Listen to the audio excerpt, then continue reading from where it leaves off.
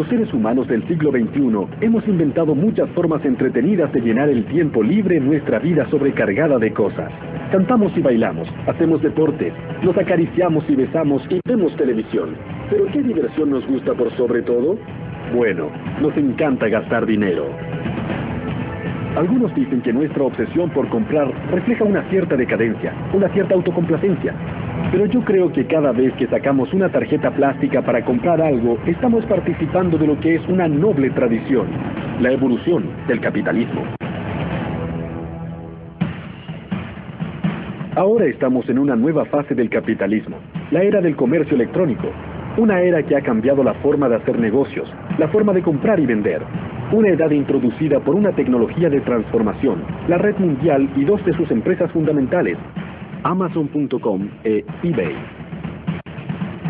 Es fácil olvidar lo revolucionarias que fueron estas empresas cuando recién salieron a la luz pública, en la década de 1990, y remecieron los grandes negocios hasta sus cimientos. Desde la revolución industrial, las corporaciones siempre se han basado en el poder de los altos ejecutivos sentados en sus oficinas elegantes, considerando al consumidor casi como un apéndice. Pero Amazon e eBay crearon un modelo nuevo de comercio, utilizando el poder de la Internet y de la gran masa de diversos individuos aquí abajo, a nivel de la calle.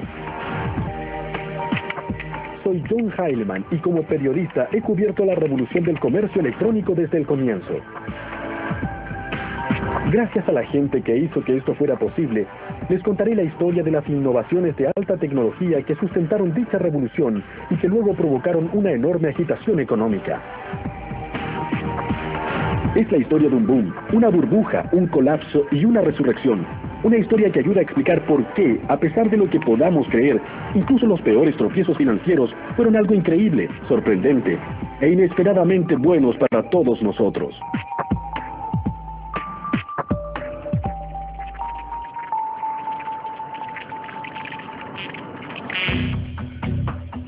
Es casi un cliché, pero si buscan la próxima gran invención de alta tecnología, el mejor lugar donde buscar es una cochera. ¡Ah! ¡Sí! La cochera. El lugar en que, según la tradición tecnológica, se incubaron las grandes compañías, Hewlett Packard, Apple. La lista es interminable. La cochera que nos interesa hoy es el lugar de nacimiento de Amazon.com. Está en los suburbios de Seattle y perteneció a un hombre llamado Jeff Bezos. Bezos comenzó en Wall Street en la década de 1990. Era un hombre muy analítico, maniático de la hoja de cálculo y con la llegada de la red comenzó a pensar en forma sistemática sobre sus cualidades únicas y los productos que serían ideales para vender. Hizo lista tras lista, pero en el tope de todas ellas siempre figuraban los libros. Hay millones de libros activos o imprimiéndose en todo el mundo y se podía crear algo en línea que jamás podría existir de otra manera. No hay forma de tener una librería con millones de títulos. Bezos comenzó con Amazon en el verano de 1995. Alrededor de la misma época, otro joven en Silicon Valley, Pierre Omidyar, también estaba pensando mucho en la red. Hoy Omidyar es un multimillonario, pero entonces era otro programador idealista de software, pero con una idea interesante, una idea que se convertiría en eBay. Al comienzo, Pierre Omidyar y Jeff Bezos tenían una cosa en común. Pensaban que la red era un lugar para hacer negocios y no solo para divertirse. Pero fuera de eso, Pierre era de Venus y Jeff era de Marte. No podían ser más diferentes. Jeff se preocupaba de tener un plan, de la investigación de mercado, del análisis metódico, y Pierre, bueno, no tenía un plan de negocios, no hizo ninguna investigación de mercado. Era solo un humilde codificador de software que pensaba que la idea de un sitio de remate en línea sonaba bastante bien. Era una idea de la que podía ocuparse él solo, trabajando en su computadora. Pensé que tal vez se podía usar la red y utilizar el poder de esta tecnología para reunir a la gente en un lugar y crear un mercado, un mecanismo de mercado que fuera en realidad eficiente, donde la gente corriente pudiera competir a un mismo nivel con grandes jugadores. Eso fue lo que siempre pensé hacer con eBay. Omidyar creía que un sitio de remates en la red sería más justo y más accesible que cualquier mercado existente. De modo que decidió hacerlo por su cuenta en un largo fin de semana de septiembre de 1995. Me senté el fin de semana del día del trabajo en mi casa y comencé a escribir códigos, y fue algo realmente simple. Se podía crear un artículo, se podía poner en una lista, se podía obtener una lista de todos los artículos creados y se podía hacer ofertas por un artículo. y estaba listo para partir.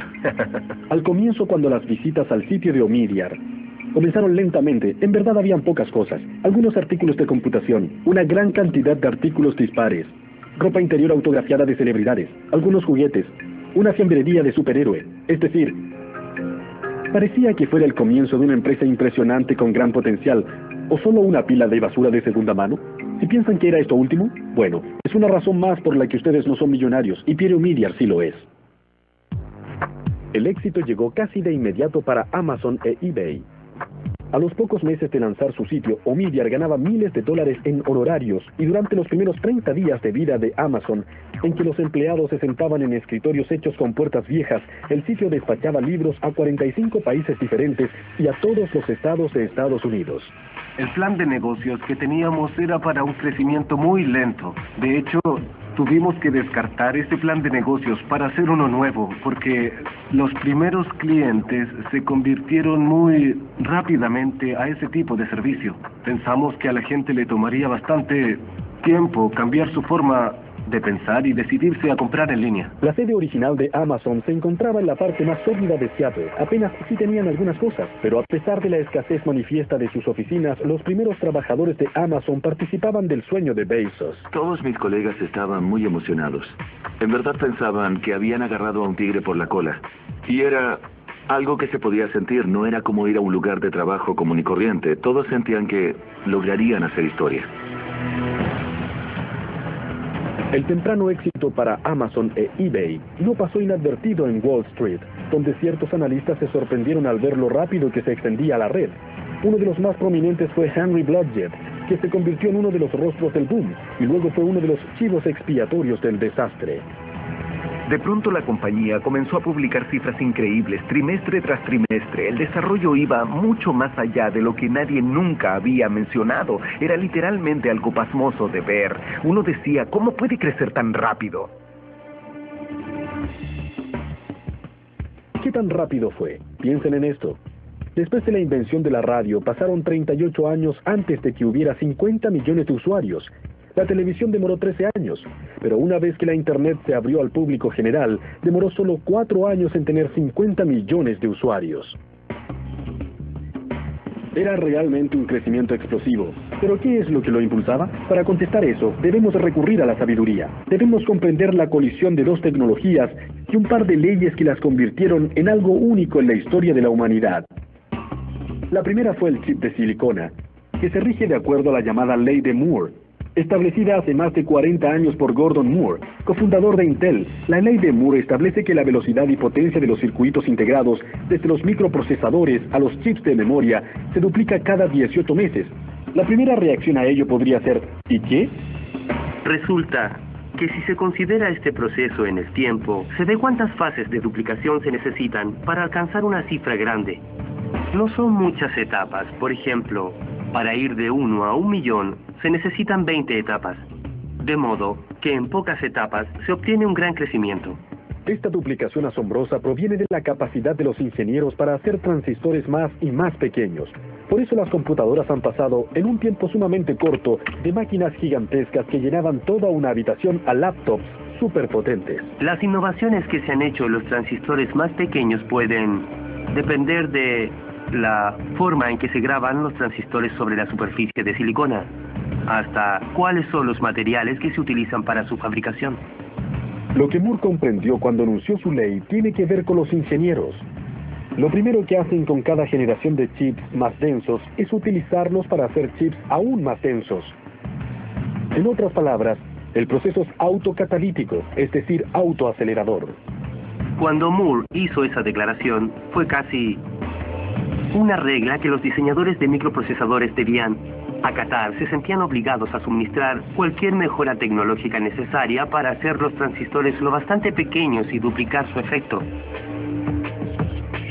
Pero la ley de Moore es solo la mitad de la historia detrás del milagro tecnológico de la red. La otra mitad es una regla conocida como la ley de Metcalfe, establecida por Robert Metcalfe, inventor del Ethernet. La ley de Metcalfe dice que cada nuevo nódulo, refiriéndose a algo como su computadora, que se agrega a la red no solo aumenta el valor de la red por +1, sino que la curva es mucho más profunda. Es la ley de la conectividad y así es como funciona. Si tenemos 2 usuarios, hay una conexión entre ellos. Pueden hablarse mutuamente. Agreguemos otro usuario. Si tenemos 3 usuarios, eso da 3 conexiones posibles. Si agregamos otro usuario, eso nos da 6 conexiones. Así que vemos un cierto crecimiento. Vamos un poco más adelante. Si tenemos 10 usuarios, de hecho hay 45 conexiones posibles entre parejas de usuarios. Como ven, el crecimiento es en realidad bastante alto. De hecho, si pasamos a 100 usuarios, resulta que hay casi 5.000 parejas de usuarios posibles que pueden comunicarse entre sí. Lo que esto en verdad significa para el crecimiento de la Internet es que la Internet adquiere velocidad a medida que avanza. Eso quiere decir que a medida que aumenta el número de usuarios, también aumenta la utilidad de la red y con el tiempo terminan siendo aún más imperioso que nuevos usuarios se unan a ella. A mediados de 1990, las leyes de Moore y Metcalfe funcionaban a la par, alimentando una espiral ascendente. Computadoras más rápidas y potentes se conectaban cada vez más, haciendo que la red fuera exponencialmente más útil y también popular.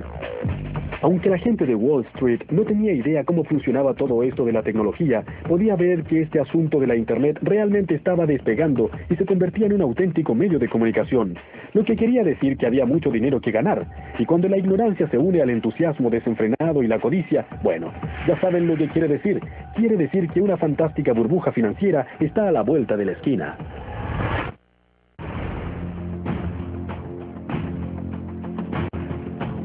La historia nos muestra que cada gran ola de transformación innovadora está acompañada de una obsesión financiera. Un ejemplo fue el frenesí del ferrocarril que se apoderó de Estados Unidos e Inglaterra a mediados del siglo XIX. En esta misma época hubo una gran especulación en torno al telégrafo. 50 años antes hubo una acerca de los canales. 50 años después, el modelo T de Ford inició una burbuja automovilística. En cada ocasión, el patrón fue el mismo. Una innovación tecnológica hace surgir empresas de riesgo. Los inversionistas agitan y se precipitan a comprar un trozo del futuro y luego todo termina en lágrimas, bancarrotas, quiebras, pérdidas en la bolsa. ¿Les suena conocido? Por supuesto que sí, pero describe exactamente lo que pasó en la década de 1990 con la Internet. El ciclo comenzó en 1995 cuando Netscape lanzó su poco probable y sumamente exitosa oferta pública en la bolsa. Poco después se lanzaron las ofertas públicas de buscadores como Yahoo y Excite. Un año después, Jeff Bezos daría el próximo paso para que el boom terminara transformándose en una burbuja.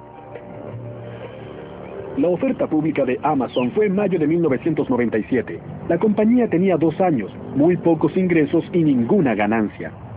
Pero Bezos ya llamaba a Amazon la mayor librería del mundo y ensalzaba cada vez más su potencial. Algunos la denigraban diciendo, es solo una librería, no es rentable, se quedarán sin dinero y sin negocio. Otros decían, no, es algo grande, es un gran modelo nuevo y van a crecer muy rápido. De modo que desde el comienzo fue muy controvertida. Jeff Bezos no ocultó el hecho de que pretendía cambiar las reglas de los negocios. Una vez los dos hablamos del aspecto menos convencional y más controvertido del enfoque y procedimiento de Amazon. A pesar de que sus ingresos aumentaban, perdía cada vez más dinero. Bezos se inclinó hacia adelante en su escritorio y dijo, casi nadie lo sabe, pero por un momento en realidad fuimos rentables, pero fue solo por un trimestre, y no nos gusta admitirlo porque fue un accidente. Cada vez que Jeff tenía la oportunidad, bajaba los precios para tener un crecimiento mayor, a diferencia de muchos otros ejecutivos que mantienen los precios para tener más ganancias. A decir verdad, Bezos no decía que las ganancias no importaban, o que Amazon podía seguir perdiendo dinero en forma indefinida.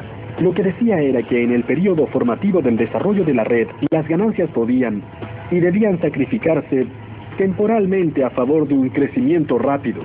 La estrategia de Bezos se reducía a 3 simples palabras: crecer, mucho y rápido.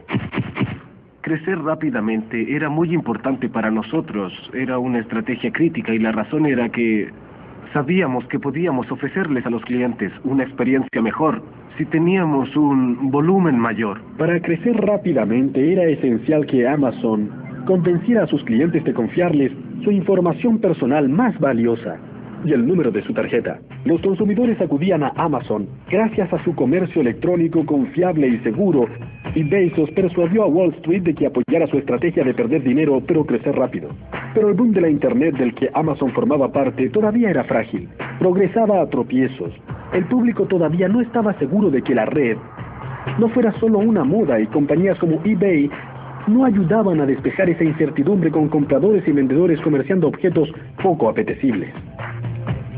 En el momento que creé eBay, no sabía que había tantos coleccionistas. Es decir, ni siquiera tenía idea. No soy un hombre de negocios, no hice una investigación de mercado. Al comienzo, cuando surgió eBay, había muchos gerentes de inversiones que nos llamaban y decían, vamos, son solo ventas menores. ¿Quién quiere pagar por cosas que no se pueden ver?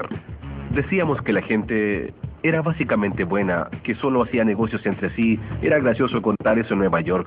Todos miraban y decían, ¿en serio? En la primavera de 1998, Pierre y sus inversionistas se dieron cuenta de que necesitaban al mando a alguien de primera categoría si querían que Wall Street tomara en serio a eBay. Encontraron a May Whitman, una graduada de Harvard, que una vez se ocupó del mercado en Walt Disney y había sido una alta ejecutiva de la empresa de juguetes Hasbro. Tratamos de definir a la compañía en términos de artículos coleccionables porque el 98% eran productos de ese tipo. De hecho, el 8% de los artículos eran bebés Beanie. No era algo que dijéramos mucho.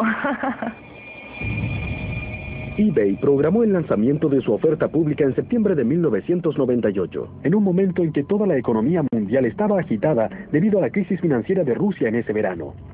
¿Querría alguien comprar acciones de una empresa que muchos llamaban mercado de las pulgas? Nadie lo sabía. La incertidumbre aumentó cuando la mañana de la oferta pública los mercados abrieron e eBay ni siquiera se estaba cotizando. Esa mañana llegamos a Nasdaq para ver cómo se efectuaba la primera transacción y estuvimos esperando y esperando.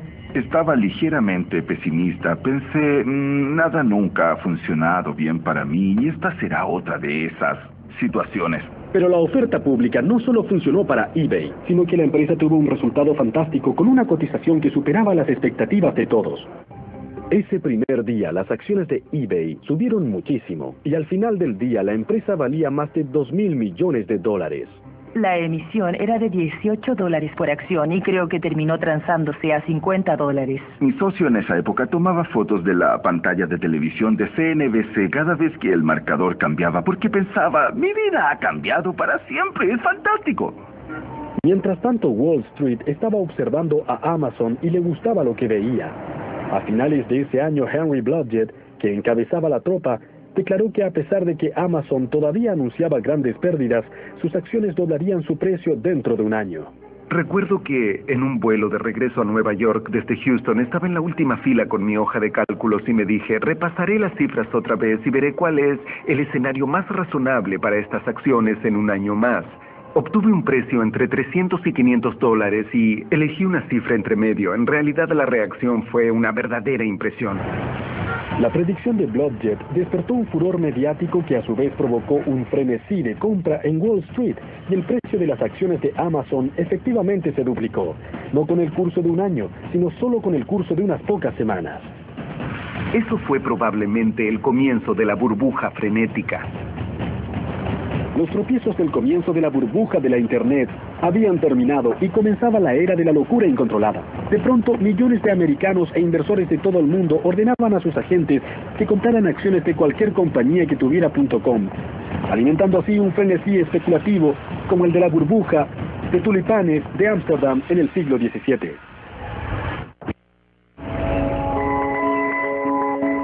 Las ofertas públicas de Amazon e eBay hicieron sumamente ricos a Jeff Bezos y Pierre Omidyar, al menos en el papel, pero también tuvieron un efecto aún mayor, los hicieron famosos. A medida que su historia se conoció, inspiró a legiones de imitadores, a estudiantes de las escuelas de economía de todo el país que comenzaron a empacar y trasladarse a Silicon Valley. Cuando me mudé a San Francisco a comienzos del 98, la emigración apenas había comenzado, pero a finales de ese año, después de la OPI de eBay, la creciente confianza de que los giros de la economía mundial no iban a ahogar el boom, surgió una nueva fiebre del oro. Prácticamente se podían ver hordas de cateadores.com cruzando el puente de la bahía armados de laptops y planes de negocios en vez de picos y palas. Y en verdad, ¿quién podía culparlos? A juzgar por eBay y Amazon, todo parecía tan fácil. Es cierto que Bezos y Omidyar eran listos, ambiciosos y monotemáticos, pero también lo eran muchos graduados de Harvard, Yale y Wharton. Y parecía que todas las reglas estrictas de los negocios habían desaparecido. ¿Experiencia? ¿Quién la necesitaba? ¿Ganancias? Por favor. Era un nuevo mundo feliz, una nueva economía en que la gravedad y las leyes de la física no parecían preponderantes. La gente en los restaurantes y en los bares veía los canales de noticias económicas en la televisión para enterarse de cómo iban sus acciones. Entre todas las fuerzas que impulsaban el boom.com, ninguna era más profunda que la democratización del mercado de valores que quitó el poder a profesionales de Wall Street y nos dio a todos la capacidad de comprar y vender acciones desde la comodidad de nuestra casa. Para cierto tipo de personas, esta actividad se convirtió en una obsesión. Los llamaban operadores de un día y comenzaron a hacer que la bolsa se viera como un casino barato. Los operadores de un día compraban acciones por la mañana y las vendían por la tarde. ¿Y dónde obtenían esos operadores de pacotilla la información en la que basaban sus astutas maniobras? Pasaban mucho tiempo buscando chismes en las salas de chat del mercado de valores. Y más importante aún, pasaban todas las horas de vigilia viendo CNBC. Era como un deporte nacional, casi una obsesión. Y la gente que nunca había soñado con comprar acciones se dedicó a hacer eso con pasión. Gracias al apetito insaciable de los medios de comunicación y los mercados por cualquier compañía asociada con el comercio electrónico, parecía que cualquier codificador de software del país intentaba satisfacer ese apetito. Uno de esos programadores era Philip Kaplan, quien más tarde iniciaría un sitio que describía las debilidades de la burbuja.com. Sabía proponer alguna idea y literalmente abandonaba la reunión con un cheque por 40,000 o más, $100,000. Había tanto dinero dilapidado en esas cosas que era casi como salir con una red para ver si podías atrapar un poco. Por supuesto que el dinero fluía más libremente en Silicon Valley, donde comenzó a reinar una cultura de un absurdo exceso de autopublicidad. Un servicio de venta de billetes con sede en San Francisco celebró su cambio de nombre con una fiesta para 3,000 personas en un hangar aéreo. La gente gastaba sumas increíbles de dinero. Escribí sobre una compañía que gastó $10 millones en su fiesta de lanzamiento. Contrataron al grupo de Who, reunieron 12 millones y gastaron 10 millones en la fiesta. Tal vez el gasto más loco de todos era el de los avisos por televisión. Durante el supertazón del año 2000, más de una docena de compañías gastaron un promedio de $2.2 millones en avisos de 30 segundos, dilapidando 40 millones del dinero de los accionistas y de un capital no tan duramente ganado. Sin embargo, para muchas personas en el territorio de la alta tecnología, esas sumas parecían triviales, y eso creó un sistema social en que comenzaron a afianzarse actitudes muy extrañas. Tom Wolfe bautizó los años de 1980 como la década del yo, pero en 1999 era obvio que los años 90 eran la década E. Prácticamente todos los días una nueva compañía de comercio electrónico salía a la luz. Los chicos que dirigían las nuevas compañías eran discípulos fervientes del crecimiento rápido pregonado por Amazon e eBay.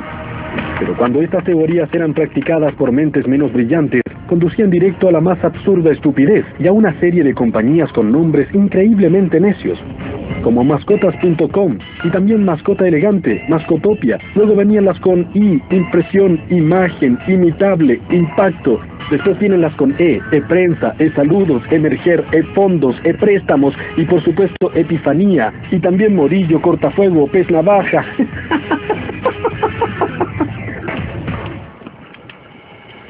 Pocas de estas compañías tenían una razón convincente para existir, y menos aún, una estrategia básica o alguna noción de economía. Fue una época muy cargada, llena de energía, diría que casi frenética, en que era demasiado fácil perder la perspectiva y parte del criterio. Tal vez se pregunten, ¿por qué los capitalistas de riesgo financiaban esas empresas poco originales, necias o inútiles? ¿Eran locos? ¿O codiciosos? Tal vez un poco de ambas cosas. Lo que en verdad estaban haciendo era proteger sus apuestas. Sabían que muchas de las .com estaban condenadas desde el comienzo, pero pensaban que una en cada categoría podría sobrevivir o incluso prosperar, y estaban dispuestos a arriesgar un par de millones de dólares para no quedar fuera. Bueno, estábamos jugando con fuego, pero teníamos que hacerlo, quedábamos fuera del juego. ¿Qué pasaba con los profesionales financieros de Wall Street?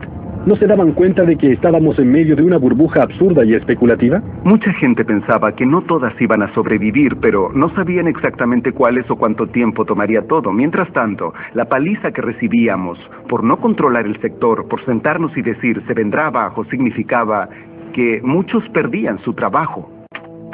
Blodgett sabía que muchas compañías de comercio electrónico eran poco sólidas, pero su argumento era que esa no era necesariamente una buena razón para no comprar sus acciones. El problema es que ocasionalmente expresaba su verdadera opinión de estas empresas en correos electrónicos privados. Más tarde, cuando la burbuja reventó, eso lo perjudicaría. El boom de la Internet se había convertido oficialmente en una burbuja especulativa, pero no era la única locura financiera que ocurría en esa época. Había una segunda, emparentada relativa a las telecomunicaciones.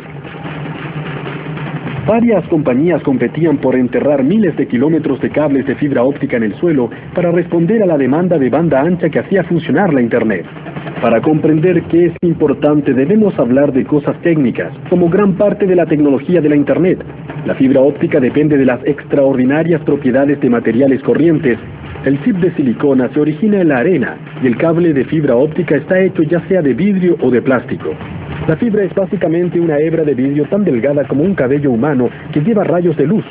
La luz viaja en líneas rectas, pero la fibra se dobla y se retuerce durante miles de kilómetros, de modo que uno esperaría que la luz escapara en la primera vuelta. Bueno, para evitar que eso suceda, la fibra está recubierta con una suerte de superficie reflectante que mantiene la luz adentro. Pero, ¿cómo pueden rayos de luz permitir la transmisión de textos e imágenes, videos, correos electrónicos y todo el resto? Aprovechan una idea muy simple, que se remonta a la época en que los barcos en alta mar debían encontrar una forma de comunicarse. Se mandaban mensajes luminosos usando el código Morse. Una combinación de destellos largos y cortos se descodificaba como las letras del alfabeto. Así es como la fibra usa la luz para transportar información.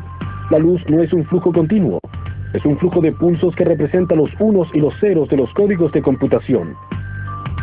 Pero mientras un operador de código Morse puede enviar máximo 1 o 2 destellos de luz por segundo, los cables de fibra óptica pueden llevar 10.000 millones de pulsos de información digital por segundo. Bien. La pregunta que pueden hacerse es, ¿cómo logró la Internet hacer frente a esa explosión masiva de usuarios y de información? ¿Por qué simplemente no se detuvo? La respuesta se encuentra en una idea sumamente brillante, pero muy sencilla que todos conocemos, pero en un contexto diferente. Resulta que la información es dirigida en la Internet en una forma muy similar a como las señales de tránsito dirigen a los automovilistas. Así es como funciona. Digamos que ustedes salen de Nueva York y quieren ir a Boston. Cuando todavía están lejos de Boston, ven señales en el camino que dicen: Boston, mantenga a su derecha. En las grandes carreteras, uno se informa sobre los grandes destinos. En las carreteras más pequeñas, uno se entera de los destinos progresivamente más pequeños. ¿Bien? Ahora, ¿cómo encajamos todo esto en la Internet? Resulta que, si estoy en San Francisco o Nueva York y quiero ir a Harvard en la Internet, no necesito saber a qué computadora en Harvard quiero ir porque estoy tan lejos que lo único que me importa es avanzar hacia ese portal que va hacia todo Harvard. ¿Útil? Absolutamente. Pero el problema fue que las empresas que estaban poniendo todos esos cables se adelantaron demasiado, construyeron demasiado, gastaron demasiado. Demasiadas compañías estaban haciendo lo mismo sin pensar en los costos ni en las consecuencias. En 1999 fue un año salvaje, casi imposible de comprender ahora. Desde el comienzo del boom en 1995, en un año nunca hubo más de 30 compañías de Internet que cotizaron en la bolsa. En 1999 el número total de ofertas públicas de Internet fue de 250. Pero eBay y Amazon se mantenían una cabeza delante del resto de los .com. El valor de mercado de eBay en el Nasdaq era de 21.000 millones de dólares y hasta era rentable. Era muy irreal desde el punto de vista del mercado de valores, y eso me preocupaba mucho porque hay que recordar que yo tenía poco más de 40 años. Llevaba en este negocio 20 años y sabía que eso no estaba bien. La época tenía un efecto embriagador y pensaba si el mercado no se adelantaba demasiado a lo que la compañía podía entregar. No había una base fundamental y eso me preocupaba. Aunque la compañía de Bezos no podía decir lo mismo, tenía ventas de 1.600 millones de dólares anuales y su valor de mercado era la asombrosa cifra de 37.000 millones de dólares. Jeff siempre nos decía que no miráramos el precio de las acciones, lo que me parece que era muy inteligente de su parte. Decía que hiciéramos todo lo posible por la empresa. Nunca me dije a mí mismo, vaya, soy un crítico que tiene 10 millones de dólares, porque realmente había una enorme desconexión entre el trabajo y lo que hacías, y las recompensas que recibías. Había algo, una suerte de continua aureola de irrealidad todo el tiempo en el ambiente.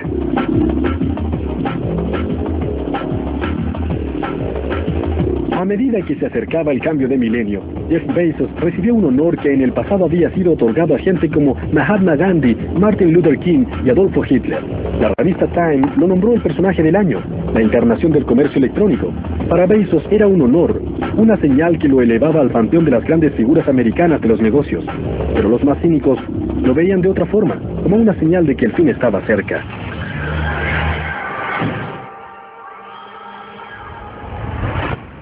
Puede que los epicentros de la burbuja de la Internet estuvieran en Silicon Valley y Wall Street, pero había un jugador fundamental que residía en Washington, D.C., el presidente de la Reserva Federal, Alan Greenspan. Aunque Alan Greenspan, que en una exuberancia irracional alimentaba la burbuja durante los años 90, hizo muy poco para tratar de desinflarla. Greenspan creía que la tecnología estaba creando una nueva economía, una en que las viejas reglas ya no eran aplicables. Pero después de ver el demencial aumento del mercado de valores en 1999 y ver señales de un peligroso recalentamiento de la economía en general, Greenspan decidió que había llegado la hora de enfriar un poco más las cosas. En febrero del año 2000 y luego en marzo, Greenspan aumentó la tasa de interés a su mayor nivel desde 1995, señalando que estaba realmente decidido a poner término a la burbuja. Al mismo tiempo que Greenspan tomaba medidas, Wall Street comenzó a ver a sus mimadas.com en forma más severa. Todos esperaban que las vacaciones de fin de año trajeran un gran aumento en los ingresos de las compañías electrónicas, pero se vieron desilusionados. De pronto Wall Street comenzó a dudar de la sabiduría de crecer tan rápido y a sospechar que muchos de los minoristas de la red eran solo un castillo de naipes, algo que Phil Kaplan, programador y cronista de las compañías, sabía ya hace tiempo. Había sitios de comercio electrónico que nosotros construíamos y en los que el cliente había gastado 2, 3 o 4 millones de dólares. Me introducía en su base de datos y veía que tenían 100, 25 o 20 dólares en ventas. El 14 de abril de 1912, el Titanic tuvo un choque fatal con un iceberg y se hundió en el fondo del océano. Exactamente 88 años después, la economía de la Internet se enfrentó a un destino similar, en lo que luego se conocería para siempre en Wall Street como el Viernes Negro. El Nasdaq cayó nada menos que 355 puntos, terminando con una semana terrible en el que el índice había bajado más del 25%, el mayor colapso en la historia del mercado de valores. En la víspera del Viernes Negro, no fueron solo las compañías inútiles las que se encontraron en problemas. Incluso la poderosa Amazon estaba sitiada en las encrucijadas de Wall Street, luchando por sobrevivir. Incluso para Amazon el resultado no era previsible, casi llegaron a la bancarrota.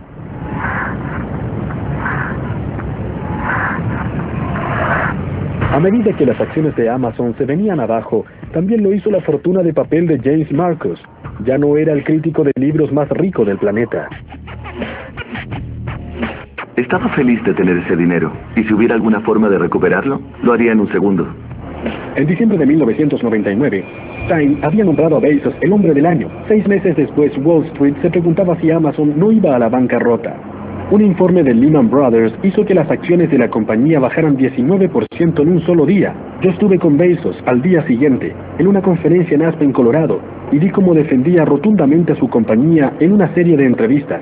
Fue el punto más bajo de su carrera, y la pregunta era si su actitud era una señal de valentía y de visión futura, o era una actitud de negación. A comienzos de 2001, Bezos despidió 1.300 empleados en los que pareció ser un giro trágico para una empresa que hasta hace poco había representado lo que era mejor en el comercio electrónico. Una decisión así es muy dolorosa para todos en Amazon.com, muy angustiante a nivel personal, y claramente es la decisión correcta. 18 meses después del Viernes Negro, llegó el 11 de septiembre, que finalizó en forma definitiva el largo boom que había animado la economía americana y mundial en la década de 1990. Desde su punto de vista más alto, sobre los 5.000 El Nasdaq había perdido más de 2/3 de su valor.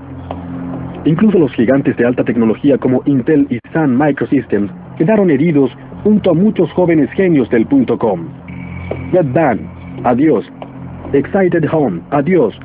Globe.com, Pets.com, Boo.com, adiós, adiós, adiós.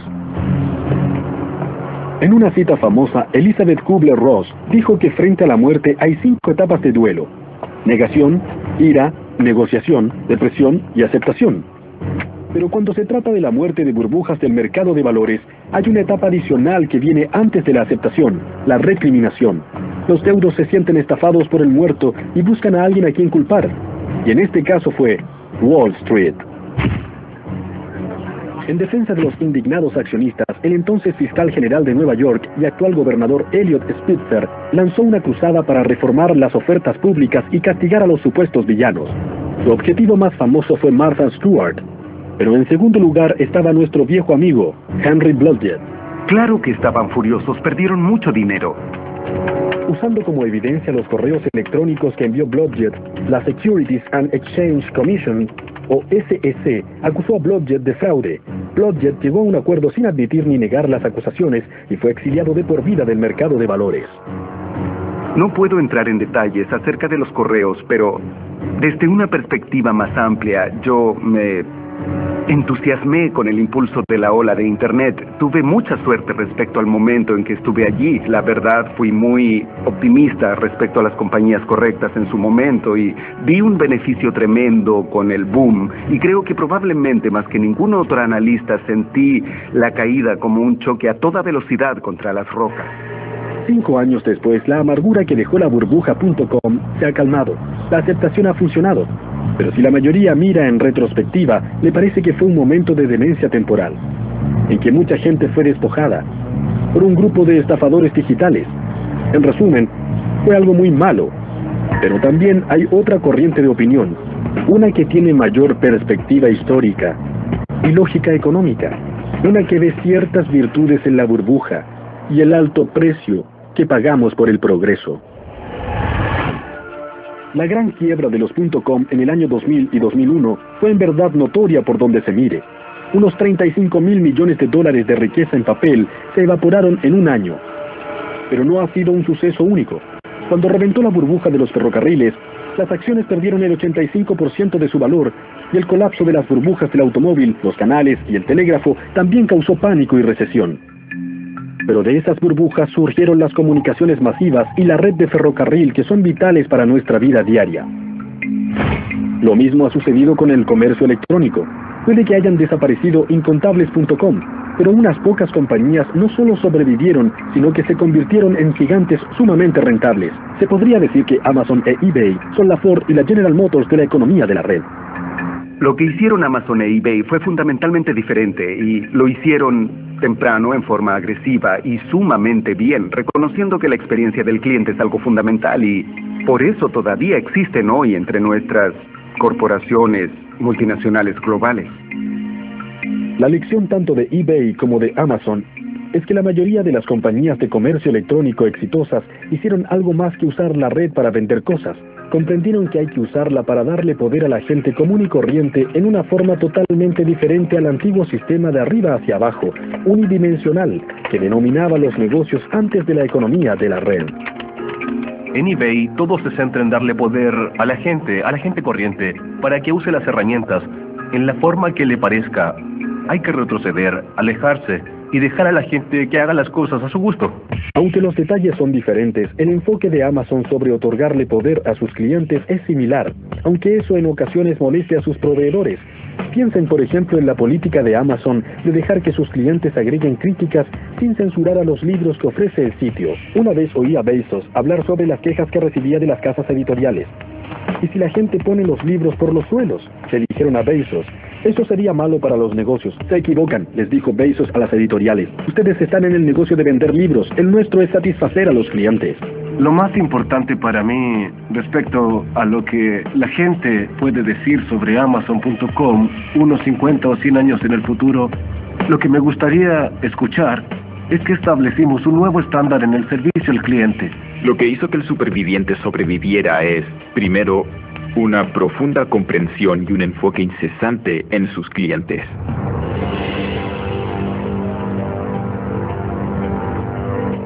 Pero tal vez se pregunten, ¿qué hay de los perdedores? Seguramente todo el dolor, el sufrimiento y la destrucción de riqueza es mayor que la supervivencia de unos pocos. En plena crisis le hice esa pregunta a Andy Grove, el legendario presidente de Intel. Grove es un escéptico congénito y durante la burbuja.com fue un opositor. Pero luego su argumento fue que la burbuja realmente había sido algo bueno. Dijo que esa increíble locura evaluadora había atraído sumas astronómicas de millones de dólares a la construcción de la infraestructura de la Internet, desde los cables de fibra óptica a la base de datos de los clientes de Amazon. Y luego agregó que aunque esa infraestructura igual se había construido, ocurrió en un periodo de 5 años en vez de 15, lo que fue una ventaja para Estados Unidos y el mundo. Grove también expuso otro argumento, que las .com habían prestado un servicio invaluable al aterrorizar completamente a las empresas tradicionales. Las obligaron a tomar en serio la red y a convertirse en compañías de Internet casi contra su voluntad. ¿De modo que las .com no murieron en vano?, le pregunté. No, me contestó Grove. Las .com se arrojaron a la hoguera, pero el resultado fue crear una llama aún mayor. Se perdieron demasiados trabajos, muchas compañías fracasaron, pero también es cierto que de eso surgieron muchas compañías nuevas y fueron perdurables. Y además la economía se vio genuinamente transformada. El concepto de la destrucción creativa es famoso en la economía y parece una buena descripción de lo que ocurrió en la era .com y de lo que está pasando ahora. Primero una ola de innovaciones, luego una locura financiera y después una gran quiebra, seguidas de una edad de oro, construida sobre lo que quedó. De las cenizas de las .com y los éxitos de Amazon e eBay, surgió un nuevo tipo de compañías dirigidas por un nuevo tipo de empresarios. ¿Quiénes son esos empresarios? Es la gente que se quemó antes, de modo que tiene la experiencia para asegurarse de no cometer otra vez los mismos errores. Creo que es exactamente de lo que se trata la Internet. La Internet se trata de conectar a individuos, o de conectar a los individuos con la información. Es cierto que fuera de Silicon Valley, no encontramos mucho consenso acerca de que estamos comenzando una edad de oro digital. Pero en cierta forma, eso podría ser el argumento más fuerte respecto a lo lejos que ha llegado la red, y en especial el comercio electrónico durante la última década. El futurólogo John Seely Brown una vez dijo que cuando una tecnología se hace placentera, se hace omnipresente y esencial, desaparece, se hace invisible. Piensen en la electricidad, en los aviones, los automóviles y el aire acondicionado. Como las vías férreas que cruzan el país, la red se está convirtiendo en la base de nuestra economía y nos lleva a nuestro destino en forma tan suave y eficiente que no nos damos cuenta de lo rápido que vamos.